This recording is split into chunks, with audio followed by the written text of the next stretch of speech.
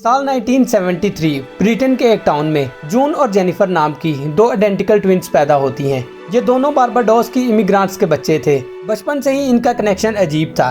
ये एक दूसरी से बिना कुछ कहे बात कर लेती थी। जैसे जैसे वो बड़ी होती गई, इन्होंने दूसरी दुनिया से पूरी तरह अपना रिश्ता तोड़ लिया।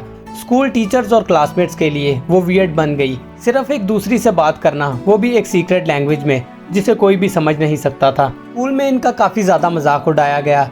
कोई इन्हें पागल कहता तो कोई पोजिस्ट। दुनिया से एलिनेशन ने उनको और भी ज्यादा अपने आप में डुबा दिया।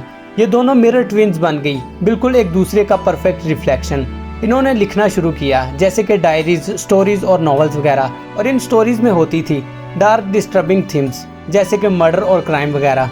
जब साइंटिस्ट ने इनको एनालाइज किया तो उन्हें पता चला कि ये दोनों अपनी ही एक बोली बोलती थी, एक ऐसी जुबान जो इंग्लिश का मिक्सचर था, लेकिन उससे अल्ट्रा फास्ट। टीनेज में इनका बिहेवियर और भी इंटेंस होने लगा और दोनों ने छोटे मोटे क्राइम करना शुरू कर दिया, जैसे कि आग लगाना। उन्होंने घर जलाया और स्कूल पे भी फायर करने की कोशिश की। इसके बाद पुलिस ने उन्हें पकड़ लिया और कोर्ट ने डिसाइड किया कि ये दोनों मेंटल हैं। इसके बाद 1982 में इन्हें भेज दिया गया बॉर्डरमूर हॉस्पिटल, जो ब्रिटेन का एक हाई सिक्योरिटी फिजियाट्रिक एसाइलम था, जहां पर डेंजरस क्रिमिनल्स को रखा जाता था। यहां पर उन्हें 11 साल रखा गया। इसी दौरान कई डॉक्टर्स ने उन पर काफी रिसर्च की, लेकिन किसी नतीजे तक नहीं पहुंच सके। इसी दौरान डॉक्टर्स को जून की डायरी में एक लफ्ज लिखा हुआ मिला, मैं और जेनिफर एक दूसरे के बिना जिंदा नहीं रह सकती और एक दूसरे के साथ भी नहीं। ये वो लाइन थी जो इस केस को और भी मिस्टीरियस बनाती हैं। एक जर्नलिस्ट मार्जोरी वेलेस ने इन दोनों के साथ काफी टाइम गुजारा और इनकी फिजियोलॉजी को समझने की कोशिश की। एक दिन जेनिफर ने क्लाइमली कहा, it's been decided I have to die so the other can live. June और जेनिफर के बीच एक साइलेंट पैक्ट था। दोनों के बीच एक अजीब स्पिरिचुअल वॉर चल रही थी और इसका हल ये था कि एक को मरना होगा। 1983 में जब उनकी हॉस्पिटल से रिलीज की डेट हुई, जेनिफर अचानक कोलैप्स कर गई। डॉक्टर्स ने कहा एक्यूट मायोकार्डिटिस यानी हार्ट इन्फ्लेमेशन, लेकिन कोई इन्फेक्शन, पॉइजन या ट्रूमा का सबूत नहीं मिला। वो बस मर गई, जैसे अपनी मर्जी से।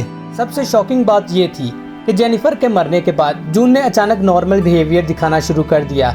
वो लोगों से बात करने लगी, पब्लिक प्लेसेस में इंटरेक्ट करने लगी और पूरी तरह से फंक्शनल हो गई।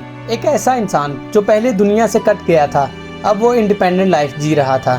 फिजियोलॉजी एक्सपर्ट्स कहते हैं कि जून और जेनिफर का केस एक रेयर कंडीशन जिसमें दो लोग एक शेयर डिल्यूजन में जाते हैं। कुछ लोग कहते हैं कि जेनिफर जून पर डोमिनेट करती थी और जून तभी फ्री हुई जब जेनिफर गई, लेकिन ये भी पॉसिबल है कि उनका बॉन्ड इतना स्पिरिचुअल और डीप था कि उन्हें लिटरली लाइफ का डिसीजन मिल कर लिया। साइंस के पास आज भी इस केस का कोई कंप्लीट जवाब नहीं। एक बहन की खामोशी दूसरी की जिंदगी बन गई।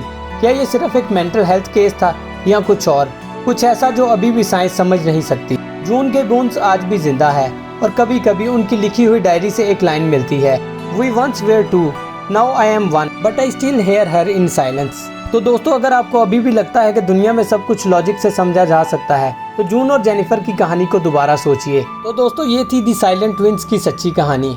अगर आपको ये वीडियो पसंद आई है तो इसे लाइक करें, शेयर करें और चैनल को भी सब्सक्राइब जरूर करें।